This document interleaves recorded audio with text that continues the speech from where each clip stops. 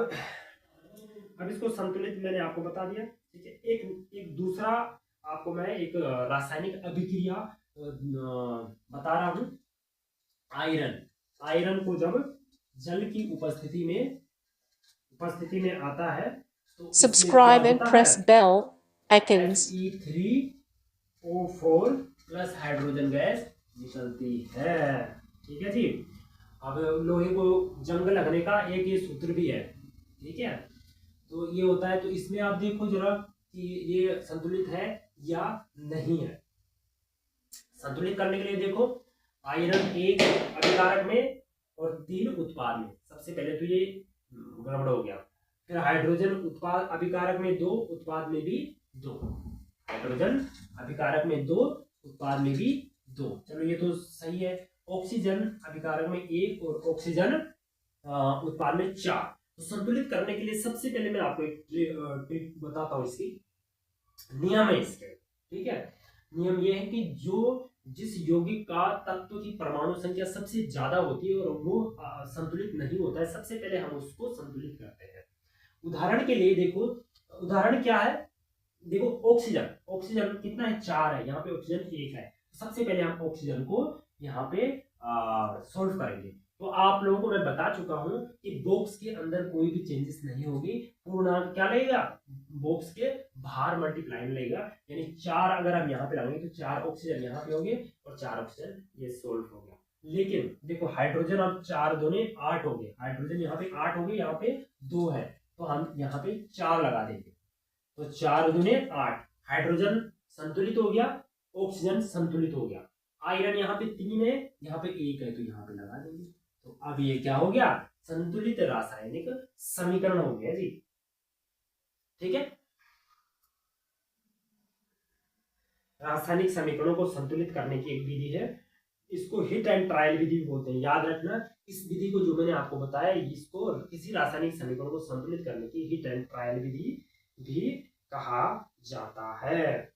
अब भौतिक अवस्थाओं को लिखना भी जरूरी है। अब देखो आयरन है, हमें पता नहीं है कि आयरन किस स्टेट में, किस अवस्था में है, तो अवस्था के लिए हम संकेत भी लिखते हैं, तो एस लिख देंगे।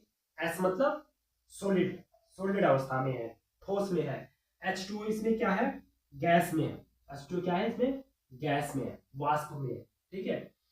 और फिर Fe3O4 ये भी है, ये हमारा स्टेट उसमें आ गया, ठोस में आ गया, सॉलिड में आ गया, सॉरी सॉलिड में आ गया, ठीक है। और हाइड्रोजन हमारी गैस में आ गई। तो ये जो है, ये टॉपिक है कि हम भौतिक अवस्थाओं को संकेत में भी लिखते हैं, ताकि उनकी पूरी जानकारी हमें प्राप्त हो जाए कि कौन सा तत्व या कौन सा यौगिक कौन सी अवस्था में है, ठीक है। तो इस प्रकार से अब इन्होंने यहाँ पे दिया है, कभी कभी अभिक्रिया की परिस्थितियों में जैसे ताप, दाब और उत्प्रेरक आदि को भी तीर के निशान के ऊपर या नीचे लिखा जा सकता है या लिखा जाता है। कभी कभार क्या होता है कि एक निश्चित ताप पर कोई रिएक्शंस होती है, या किसी निश्चित दाब पर रिएक्शंस होती है, या उसमें कुछ उत्प्रेरक मिलाने पर वो रिएक्शंस होती है। तो इनको हम क्या करते हैं, रासायनिक अभिक्रिया के तीर के ऊपर या नीचे लिखते हैं। जैसे उदाहरण के लिए यहाँ पे CO जब हाइड्रोजन से रिएक्शंस करता है, तो इसकी रिएक्शन करने के लिए 340 एटमॉस्फेयर दाब होना, 340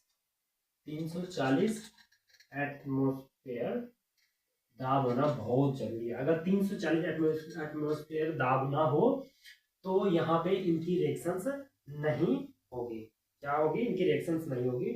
तो अगर ये है तो CH3OH हमें प्राप्त होता है, तो एक निश्चित दाब। तो दाब को हम क्या लिखेंगे, दाब, ताप या उत्प्रेरक को हम क्या लिखेंगे, तीर के ऊपर या नीचे लिख सकते हैं, ठीक है। दूसरा इन्होंने प्रकाश संश्लेषण, दूसरा देखो इसको भी याद रखो, प्रकाश संश्लेषण का एक रिएक्शंस दे रखी है, रासायनिक अभिक्रिया दे रखी है, और उस अभिक्रिया में ये बताया गया है कि दाब, ताप या उत्प्रेरक जो होती है निशान के ऊपर नीचे लगाए जाते हैं। तो कैसे किस प्रकार लगाए जाते हैं, देखो कार्बन डाई की उपस्थिति में तथा जल की उपस्थिति में, ठीक है, और सूर्य का प्रकाश होना बहुत जरूरी है। सूर्य का प्रकाश एक उत्प्रेरक की भांति कार्य करते हैं। और क्लोरोफिल,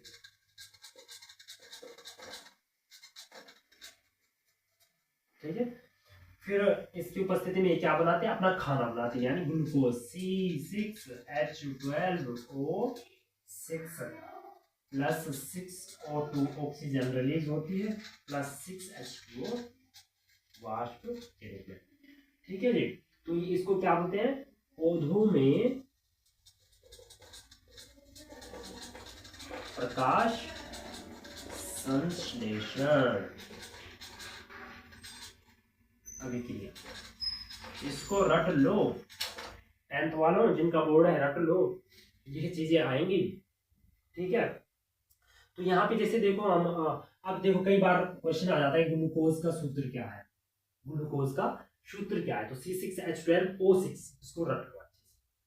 कई बार ये आता है कि पत्तियों का रंग हरा किसके कारण होता है, क्लोरोफिल के कारण, ठीक है। तो इस प्रकार ये पौधों में प्रकाश संश्लेषण की जो प्रोसेस है, अभिक्रिया है, वो इस प्रकार से है, ठीक है जी। अब रासायनिक अभिक्रियाओं के प्रकार, अब क्या है रासायनिक अभिक्रियाओं के प्रकार। रासायनिक अभिक्रियाओं के प्रकार पढ़ेंगे, 4-5 प्रकार है रासायनिक अभिक्रिया के।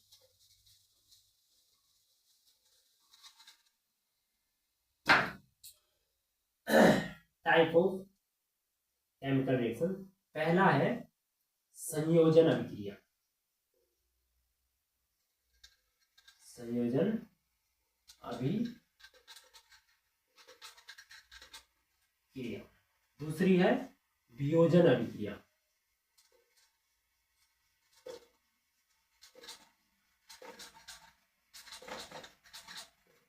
तीसरी है विस्थापन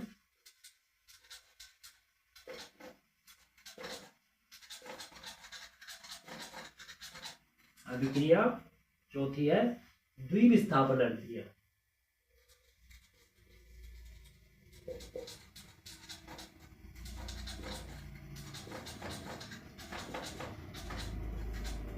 पांचवी है उपचयन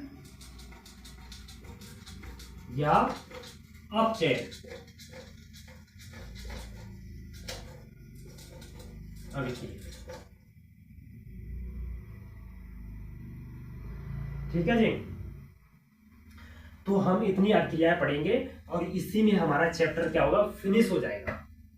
जो क्लास 10th का रासायनिक अभिक्रिया एवं समीकरण है हो जाएगा। तो हमें ये जो अभिक्रिया है ना बिल्कुल अच्छे से समझनी है और हमारा ये चैप्टर खत्म हो जाएगा। रेलवे ग्रुप डी में 2 से 3 नंबर का आना बिल्कुल पक्का है जी।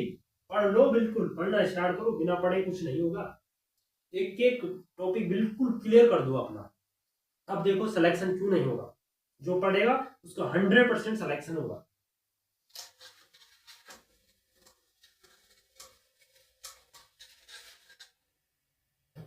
कौन सा सबसे पहले कौन सा पढ़ेंगे, संयोजन अभिक्रिया। कक्षा 9 में हम अध्ययन कर चुके हैं कि रासायनिक क्रिया के समय किसी एक तत्व का परमाणु दूसरे तत्व के परमाणु में नहीं बदलता है। ना तो कोई परमाणु मिश्रण बाहर से आ जाता है और ना ही बाहर से मिश्रण आता है। वास्तव में किसी रासायनिक क्रिया में परमाणु के आपसी आबंध के टूटने और जुड़ने से नए पदार्थों का निर्माण होता है। परमाणु के बीच विभिन्न प्रकार के आबंध के बारे में अध्याय 3 और 4 में हम अध्ययन करेंगे। देखो ये बोल रहा है कि जैसे मैग्नीशियम और ऑक्सीजन था तो मैग्नीशियम ऑक्साइड बना, ठीक है। तो ये क्या बोल रहा है, किसी रासायनिक अभिक्रिया में जो नया पदार्थ बनता है वो क्या होता है, वो अभिकारक में जो जिन पदार्थों के बीच में रासायनिक अभिक्रिया हुई है उनसे मिलकर ही बना होता है। मतलब अगर यहाँ मैग्नीशियम है तो इधर भी मैग्नीशियम ही होगा, इधर ऑक्सीजन है तो इधर भी ऑक्सीजन ही होगा। ऐसा नहीं है कि यहाँ Fe3O4 बन जाएगा, नहीं, ठीक है। तो यही बोल रहा है कि ना तो कोई तत्व बाहर से आएगा, ठीक है, और ना ही कोई तत्व बाहर जाएगा। जो हमने परमाणु यहाँ पे ले रखे हैं, तत्व यहाँ पे ले रखे हैं, वही जो नया पदार्थ बनेगा उसमें वही होगा। ठीक है, और ऐसा क्यों होता है? ऐसा आबंध टूटने के कारण होता है, क्योंकि जो यौगिक होता है वो आबंध से एक दूसरे से जुड़े होते हैं, उनका रिलेशन होता है, एक दूसरे से जुड़े होते हैं। जैसे देखो कार्बन और ऑक्सीजन, कार्बन डाइऑक्साइड। ठीक है जी, तो इसमें क्या है, ये चलो एक दूसरा बताता हूँ मैं आपको, इसमें आप समझ लीजिए। जैसे कैल्शियम ऑक्साइड प्लस H2O, तो इससे हमें क्या प्राप्त होता है? कैल्शियम हाइड्रोक्साइड प्राप्त होता है। ठीक है, अब देखो कैल्शियम पहले ऑक्सीजन के साथ जुड़ा हुआ था, ठीक है, तो आबंध टूटे, आबंध टूट गए, कैल्शियम ने हाइड्रोजन के साथ दोस्ती कर ली और उसके साथ जुड़ गए, और ठीक है, तो इस प्रकार से यहाँ पे क्या है, आबंध जुड़ने से या टूटने, आबंध के टूटने से एक नया पदार्थ बनता है। बस इतना ही बोल रहा है, कोशिश कर रहा हूं कि आपको सारी चीजें समझा पाऊं अच्छे से। संयोजन क्रिया,